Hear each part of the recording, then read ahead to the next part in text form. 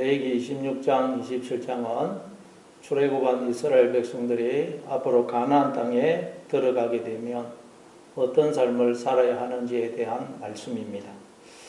우리가 이 세상에서 어떤 삶을 살아야 풍성한 삶을 살 수 있는지에 대해서 말씀하고 있습니다. 그러면 우리가 어떤 삶을 살아야, 어떻게 살아야 풍성한 삶을 살 수 있을까요? 본문을 통해서 살펴보도록 하겠습니다. 3절입니다. 너희가 내 규례와 계명을 준행하며 내가 너희에게 철 따라 비를 주리니 땅은 그 산물을 내고 밭의 나무는 열매를 맺으리라. 이스라엘 백성들이 앞으로 들어가서 살게 될 가나안 땅은 아무도 살지 않는 그런 무주공산이 아닙니다. 이미 원주민들이 정착을 해서 자기들 나름대로 삶의 체계, 삶의 방식, 가치관, 또 삶의 문화를 이루며 살고 있는 곳입니다. 그런데 하나님은 이스라엘 백성들에게 가나안 땅에 들어가게 되면 내 규례와 계명을 준행하는 삶을 살라고 말씀하십니다. 다시 말해 가나안 사람들의 그 삶의 방식, 가치관, 세계관을 따르지 말라는 말씀입니다. 오늘 우리도 마찬가지입니다. 하나님을 알지 못하는 사람들의 삶의 방식, 태도, 가치관, 세계관을 따르지 말라는 말입니다. 하나님을 알지 못하는 사람들은 하늘 아버지가 없는 영적 고아들입니다. 고아들은 자신의 삶을 자기가 책임져야 되고 자신을 스스로 지켜야 됩니다. 그래서 늘 두렵고 불안하고 긴장되고 외롭고 고독하고 목마르고 평화가 없습니다. 그러나 우리에게는 우리를 낳으시고 지키시고 복을 주시고 돌봐주시는 하늘 아버지가 계십니다. 그러니 삶의 방식, 태도, 가치관, 세계관이 다를 수밖에 없습니다. 그래서 하나님은 우리를 향해 하늘 아버지가 없는 영적 고아들처럼 살지 말고 내 자녀답게, 하나님의 자녀답게 풍성한 생명을 누리며 살라고 그러는 것입니다. 따라서 내 규례와 계명을 준행하라는 말씀은 우리를 무겁게 하는 그런 무거운 짐이 아니고 너희는 내 자녀야. 그러니 내 자녀답게 풍성한 생명을 누리는 삶을 살아라고 하시는 복음인 것입니다. 그 풍성한 삶을 성경은 무엇으로 설명하느냐? 첫째, 내가 너희에게 철 따라 비를 주리니 땅은 그 산물을 내고 밭의 나무는 열매를 맺으리라고 하십니다. 우리가 하나님의 자녀답게 살면 하나님께서 우리에게 철을 따라 비를 내려주실 것이라고 말씀하십니다. 이스라엘 백성들이 이제 가나안 땅에 들어가면 농사를 짓고 살아야 됩니다. 그런데 팔레스타인 땅은 굉장히 건조한 곳입니다.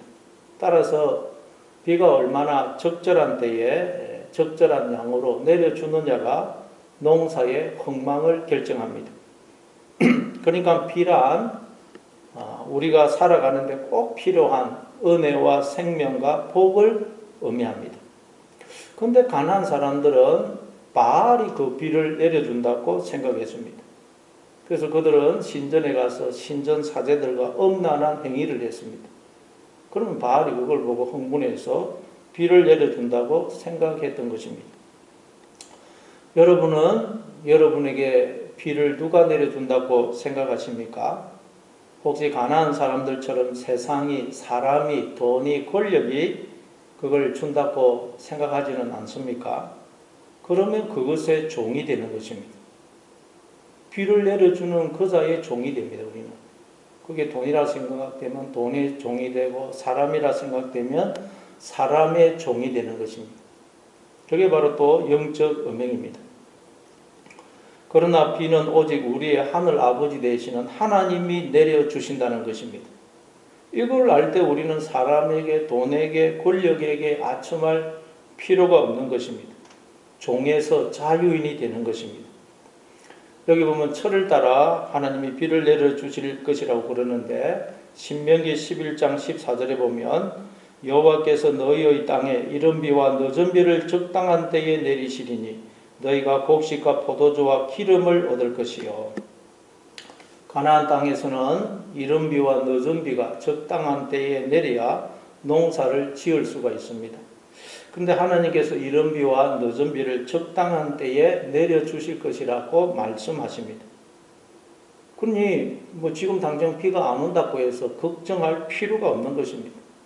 비를 내려달라고 바라게 빌 필요가 없는 것입니다. 하나님이 적당한 때에 이른 비와 늦은 비를 내려주실 것이라고 약속하셨기 때문에 하나님만 믿고 기다리면 되는 것입니다. 그래서 히브리서 기자는 히브리서 4장 16절에서 이렇게 말씀합니다. 그러므로 우리가 긍휼하심을 받고 때를 따라 돕는 은혜를 얻기 위하여 은혜의 보좌 앞에 담대히 나아갈 것이니라. 우리가 긍휼하심을 받고 때를 따라 돕는 은혜를 얻기 위하여 은혜의 보좌 앞에 담대히 나아가자고 말씀합니다. 은혜의 보좌 앞에 나아간다는 말은 하나님 앞에 나아간다는 말이요, 또한 우리의 마음에 하나님을 주인으로 모시는 것을 말합니다. 하나님께 내 삶을 다 맡기는 것을 말합니다.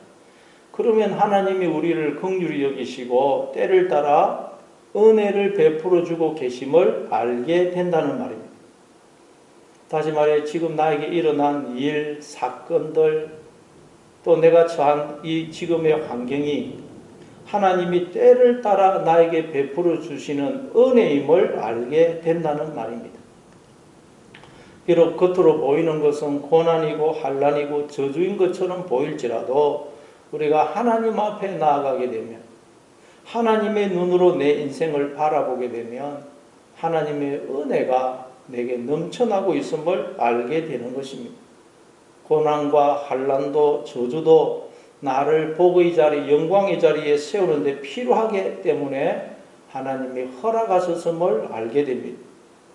그래서 사도 바울은 자기 몸에 주어진 가시도 하나님이 때를 따라 베푸신 은혜임을 알고 감사하지 않습니까?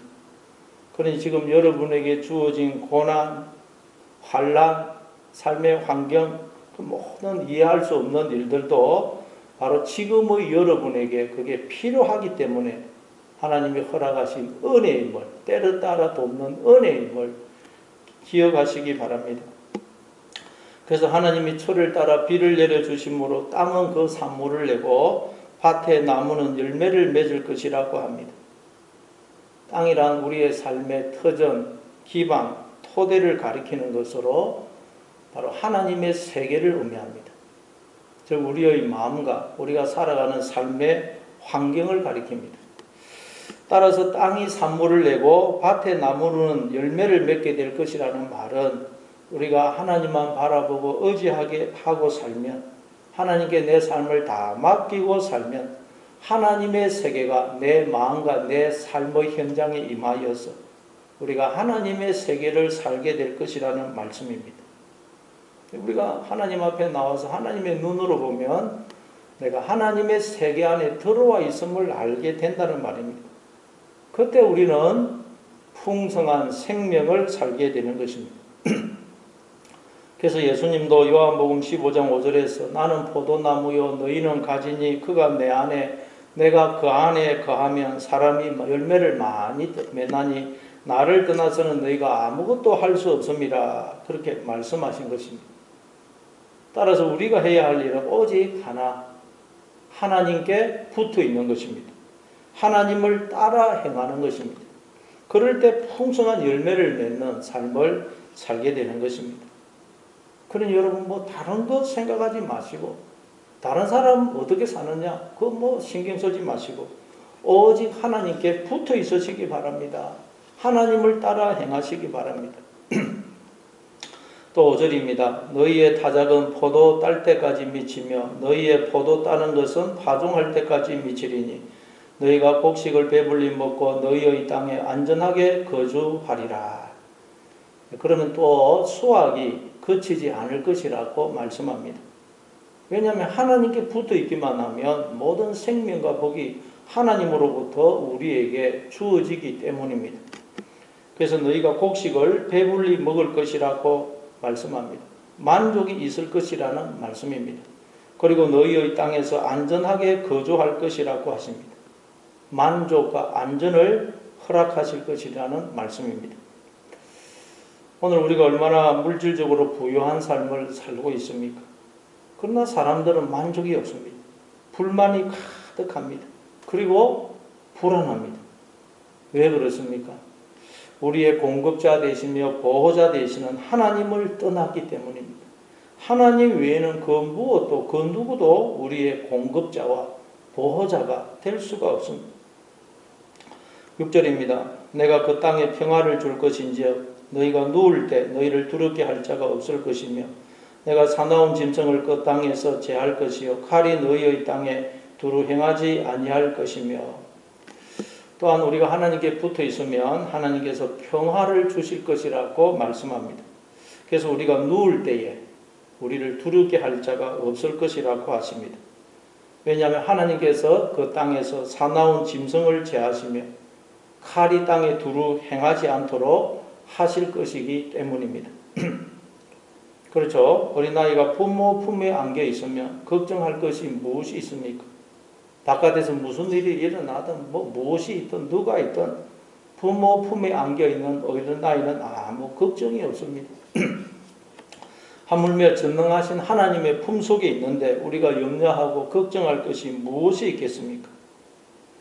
우리의 마음에 평화가 없는 것은 우리가 하나님의 품을 거부하기 때문입니다.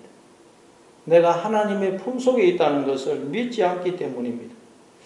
내가 하나님의 품 속에 있다는 것을 알게 되면 나를 두렵게 하고 상처를 주던 사나운 짐승과 두루 행하던 칼이 힘을 잃고 사라지는 것입니다. 여러분, 우리의 주변과 우리의 마음 속에 사나운 짐승과 날카로운 칼들이 얼마나 두루 돌아다니고 있습니까? 그래서 우리가 두려움, 불안에 사로잡혀 살고 그 날아다니는 칼에 상처를 입고 고통과 신음 가운데 살아갈 때가 얼마나 많습니까? 그러나 우리의 힘으로는 결코 그 사나운 짐승과 날카로운 칼을 이길 수가 없습니다. 우리가 해야 될 일은 하나님의 품 안으로 피하는 것입니다. 내가 하나님의 품 안에 있다는 것을, 하나님이 나와 함께 하신다는 것을 기억해야 됩니다. 그때 사나운 짐승과 두루 돌아다니는 날카로운 칼이 힘을 잃고 도망가는 것입니다. 베드로전서 5장 8절입니다. 근신하라 깨어라 너희 대적 마귀가 우는 사자같이 두루 다니며 삼킬 자를 찾나니 너희는 믿음을 굳건하게 하여 그를 대적하라. 이는 세상에 있는 너희 형제들도 동일한 고난을 당하는 줄 알미라. 우리를 해하고 삼키려고 하는 사자와 같은 마귀를 대적하기 위해서는 어떻게 해야 된다고 말씀합니까? 근신하고 깨어라 그래요. 근신하고 깨어나라. 이 말은 속지 말라는 것입니다. 네가 지금 마귀에게 속고 있으니 그 속임에서 벗어나라. 네가 마귀에게 쏘아서 잘못된 생각을 하고 있으니 그 잘못된 생각에서 벗어나라는 말입니다. 마귀는 항상 거짓으로 우리를 속여서 우리를 두렵게 하고 염려케 하고 낙심케 하고 절망케 하는 것입니다. 여러분이 지금 불안해하고 있고 절망하고 있고 낙심하고 있다. 그건 지금 마귀에게 속아서 그런 것입니다. 그래서 너희는 믿음을 굳건하게 하여 그를 대적하라 그러는 것입니다. 믿음을 굳건하게 하라는 것입니다. 하나님이 나와 함께 하신다는 것을 기억해라는 것입니다. 그래서 거짓으로 속에서 나를 두렵게 하고 절망케 하는 마귀를 대적하라고 말씀하시는 것입니다. 7절입니다. 너희의 원수들을 쫓으리니 그들이 너희 앞에서 칼에 엎드러질 것이라. 우리 보고 원수를 쫓으라고 하지 않으십니다. 우리가 하나님을 의지하면 하나님께 내 삶을 맡기면 하나님이 나와 함께 하신다는 것을 우리가 기억하면 하나님이 우리의 원수를 쫓으신다고, 저 원수를 갚아주신다고 말씀합니다. 그러니 여러분이 직접 원수를 쫓으려고 원수를 갚으려고 하지 마시기 바랍니다. 원수 갚는 것은 내게 있으니 내가 갚으리라고 말씀하죠. 그러니까 우리는 하나님께로 피하고 하나님을 붙들어야 되는 것입니다. 또 8절 9절입니다. 또 너희 다섯이 백을 쫓고 너희 백이 만을 쫓으리니 너희 대적들이 너희 앞에서 칼에 엎드러질 것이라. 내가 너희를 돌보아 너희를 번성하게 하고 너희를 창대하게 할 것이며 내가 너희와 함께한 내 언약을 이행하리라. 하나님께서 우리를 강하게 하고 번성하게 하고 창대하게 하실 것이라고 말씀합니다. 이게 하나님 우리를 지으시고 부르신 목적이죠. 그래서 창세기 1장 28절에 보니까 하나님이 그들에게 복을 주시며 하나님이 그들에게 이르시되 생육하고 번성하여 땅에 충만하라. 땅을 정복하라. 바다의 물고기와 하늘의 새와 땅에 움직이는 모든 생물을 다스리라 하시니라. 네. 그런데 인간들이 하나님을 떠남으로 이 복을 잃어버린 것입니다. 그래서 다시 하나님이 이 복을 주시려고 우리를 찾아오시고 우리를 다시 부르시는 것입니다. 창세기 12장 1절 2절입니다. 여호와께서 아브라함에게 이르시되 너는 너의 고향과 친척과 아버지의 집을 떠나 내가 내게 보여줄 땅으로 가라. 내가 너로 큰 민족을 이루고 내게 복을 주어 내 이름을 창대하게 하리니 너는 복이 될지라. 하나님은 아브라함에게 우리에게 다시 이 복을 회복시켜 주시려고 고향과 친척과 아버지의 집을 떠나 하나님이 보여주시는 땅으로 가라고 하십니다. 지금까지 하나님 없이 내가 주인이 되어 살던 삶의 방식, 태도, 가치관, 세계관을 떠나 하나님을 주인으로 모시고 그분과 함께 살아가는 새로운 삶의 방식, 삶의 태도, 가치관, 세계관으로 살아가라는 말입니다. 즉 이제 하나님의 세계 안으로 들어오라는 말입니다. 그러면 하나님이 우리로 큰 민족을 이루고 복을 주어 우리를 창대하게 하실 것이라고 말씀합니다. 그러니 날마다 하나님의 세계 안으로 들어오심으로 강하고 창성게 되는 여러분 되시기를 바랍니다. 10절입니다. 너희는 오래 묵었던 묵은 곡식을 먹다가 새 곡식으로 말미암아 묵은 곡식을 치우게 될 것이며, 이 말은 양식이 떨어지지 않을 것이라는 말씀입니다.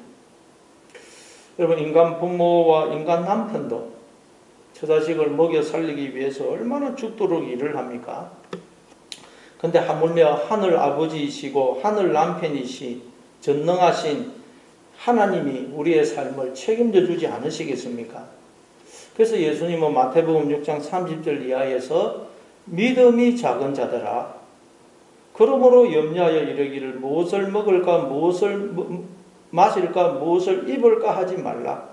이는 다 이방인들이 구하는 것이라. 너희 하늘 아버지께서 이 모든 것이 너희에게 있어야 할 줄을 아시느니라.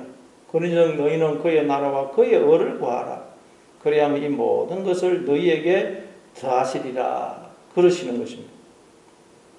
그러니 하나님이 내 삶을 책임져 주시고 지키시고 보호해 주신다 하는 것을 알고 하나님께 모든 삶을 맡기고 하나님의 나라와 그의 의를 구하시기 바랍니다. 하나님과 바른 관계를 맺고 하나님과 동행하는 삶을 사시는 여러분 되시기를 바랍니다.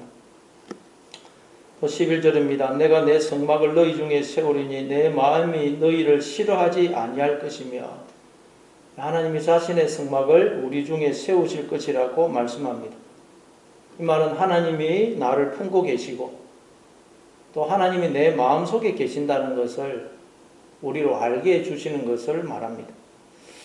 바로 하나님은 임마누엘의 하나님, 즉 언제나 나와 함께 하시는 분임을 알게 될 것이라는 말씀입니다.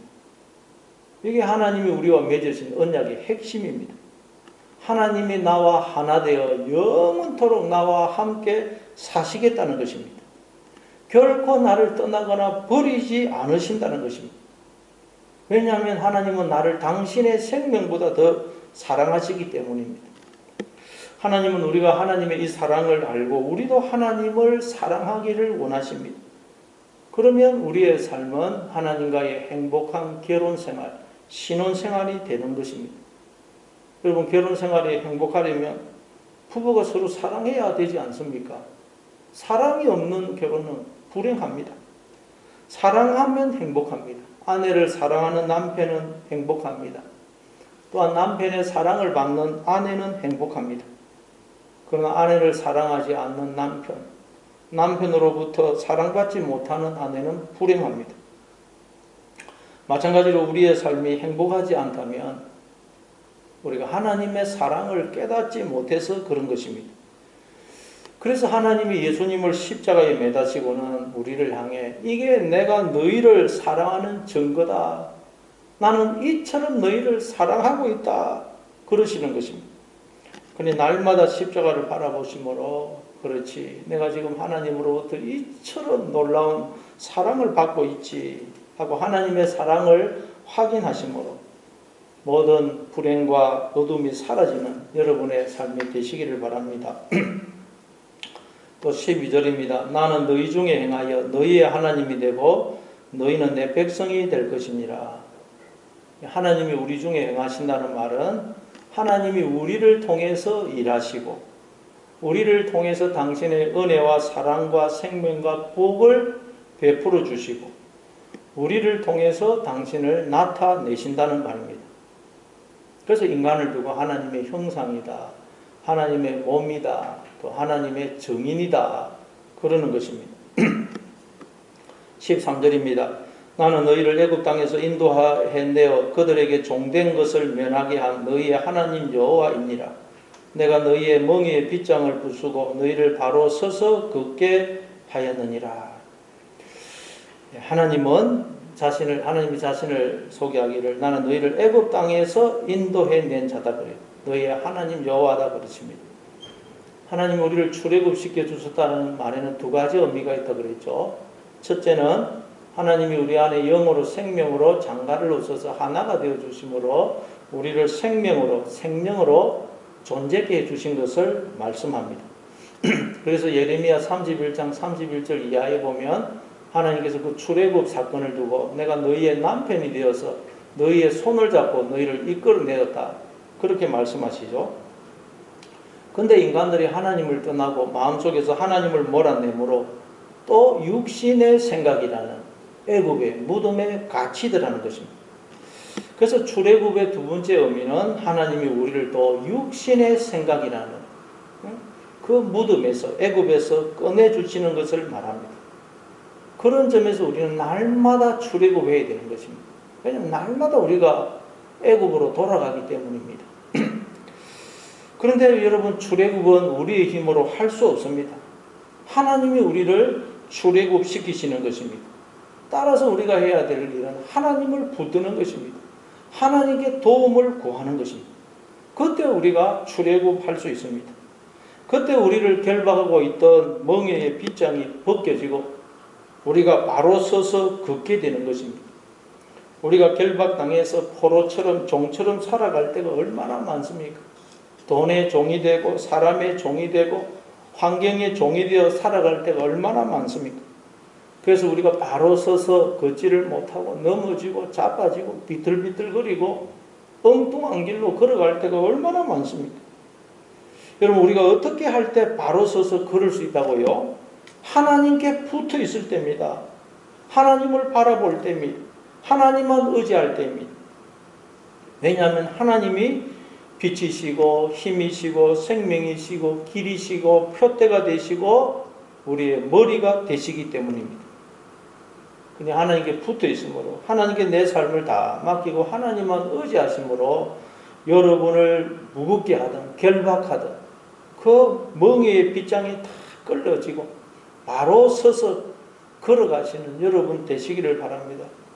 그래서 여러분 자녀들이 주변의 사람들이 그런 여러분의 모습을 보고 야 나도 저렇게 살아야 되겠다라고 그렇게 하나님을 증언하는 그런 자들로 살아가시는 여러분 되시기를 바랍니다.